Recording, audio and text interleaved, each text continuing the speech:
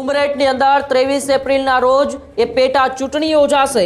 મતદાન દિવસે રજા ન હોય તો બદલી કરવાની પણ સૂચના આપી દેવામાં આવી છે। દુકાનો અને સંસ્થાઓએ નિયમોનું પાલન કરવું પણ ફરજિયાત છે। કાયદાનો ભંગ થશે તો દંડ અને કાર્યવાહી કરવામાં આવશે।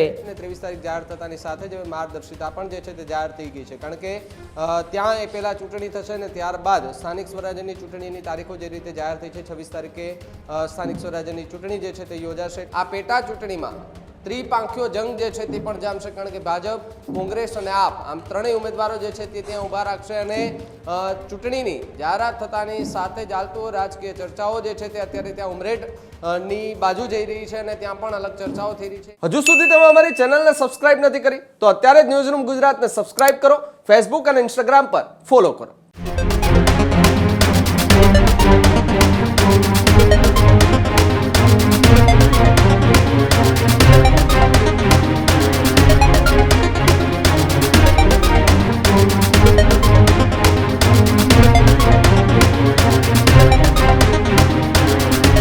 રાજ્યની અંદર હવે ચૂંટણીના પડઘમો વાગી ચૂક્યા છે। ઉમરેઠની અંદર 23 એપ્રિલના રોજ એ પેટા ચૂંટણી યોજાશે, ત્યારે શ્રમયોગીઓ માટે સવેતન રજા એ ફરજિયાત જાહેર કરવામાં આવી છે। મતદાન દિવસે રજા ન હોય તો બદલી કરવાની પણ સૂચના આપી દેવામાં આવી છે। સરકાર તરફથી પગારમાંથી કોઈ કપાત નહીં કરવાનો સ્પષ્ટ આદેશ પણ આપવામાં આવ્યો છે। દુકાનો અને સંસ્થાઓએ નિયમોનું પાલન કરવું પણ ફરજિયાત છે। મતાધિકારથી વંચિત રાખવું એ ગુનો ગણાશે, આવું પણ એક જાહેરનામું બહાર પાડવામાં આવ્યું છે। કાયદાનો ભંગ થશે તો દંડ અને કાર્યવાહી કરવામાં આવશે। શ્રમ નિયામક દ્વારા કડક માર્ગદર્શિકા જાહેર કરાઈ છે। દરેક કર્મચારી મતદાન કરી શકે તે માટે ખાસ વ્યવસ્થા પણ ઊભી કરવામાં આવી છે। ત્યારે એક બાજુ સ્થાનિક સ્વરાજ્યની ચૂંટણીની તારીખો પણ જાહેર થઈ ચૂકી છે, તો બીજી બાજુ ઉમરેઠ વિધાનસભાની પેટા ચૂંટણી જે 23 એપ્રિલના રોજ યોજાવાની છે તેના માટે હવે એક જાહેર માર્ગદર્શિકા કરાઈ છે। શ્રમ નિયામક ખાતા દ્વારા એક માર્ગદર્શિકા જાહેર કરવામાં આવી છે, જેમાં દરેક કર્મચારીઓને મતદાન માટે એક ખાસ વ્યવસ્થા પણ કરી આપવામાં આવશે। મતદાન દિવસે રજા ન હોય તો બદલી કરવાની સૂચના પણ આપી દેવામાં આવી છે।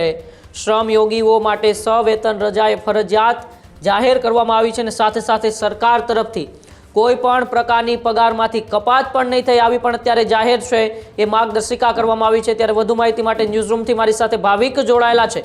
ભાવિક, ઉમરેઠની એ વિધાનસભાની પેટા ચૂંટણીને લઈને માર્ગદર્શિકા અત્યારે જાહેર થઈ છે।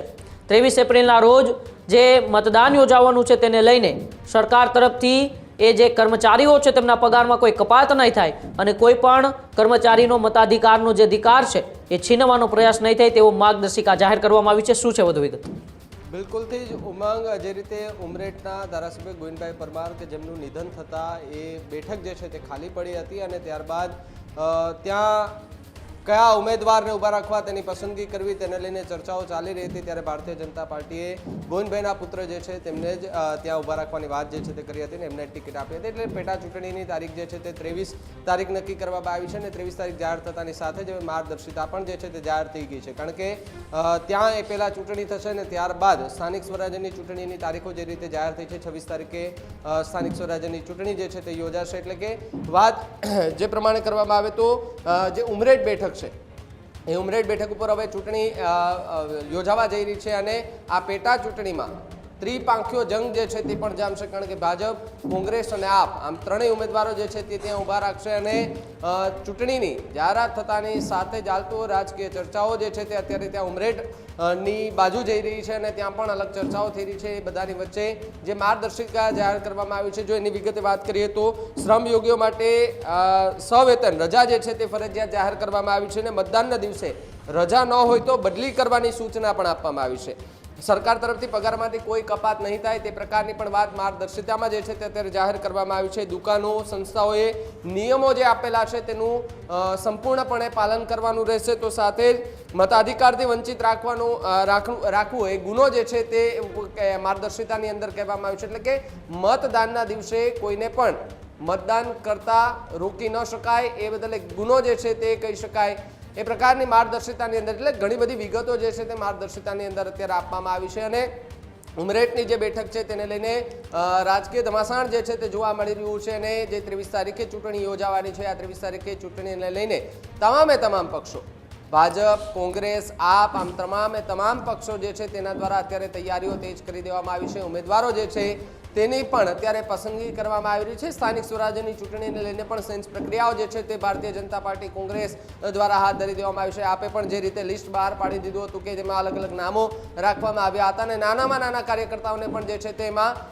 નામ જે છે તે આપવામાં આવ્યા છે. એ લિસ્ટની અંદર નામ જાહેર કરવામાં આવ્યા છે. પરંતુ ઉમરેઠની જે પેટા ચૂંટણી છે, વિધાનસભાની જે એ ચૂંટણી આવવાની છે, 23 તારીખે યોજાવાની છે, તેને લઈને હાલ તો તૈયારીઓ આમ તો થઈ ચૂકી છે. બસ હવે એ જેમ જેમ તારીખ નજીક આવતી જશે તેમ તેમ સભાઓ, ત્યાંના એ કાર્યકર્તાઓ ત્યાં પ્રચાર પ્રસાર કરશે.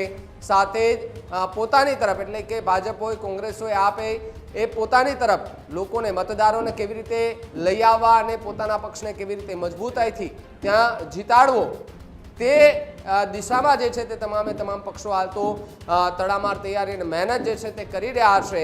અને હવે જોવાનું રહ્યું કે આ ઉમરેઠ બેઠકની જે ચૂંટણી ભારતીય જનતા પાર્ટીનો જે ગઢ ગણાતી એ બેઠક એ ભારતીય જનતા પાર્ટી પાસે જ રહે છે કે પછી જે વિપક્ષ છે તે પોતાના નામે કરે છે. કારણ કે હવે કોંગ્રેસ જે છે એ ખૂબ તૈયારીઓ કરી રહી છે, યુવાઓને ઊભું કરી રહ્યું છે, એક યુવા સંગઠન જે છે તેને ઊભું કરી રહ્યું છે અને આ યુવાનો લગભગ પ્રચાર પ્રસાર જે છે તેની શરૂઆત પણ કદાચ કરી જ દીધી છે.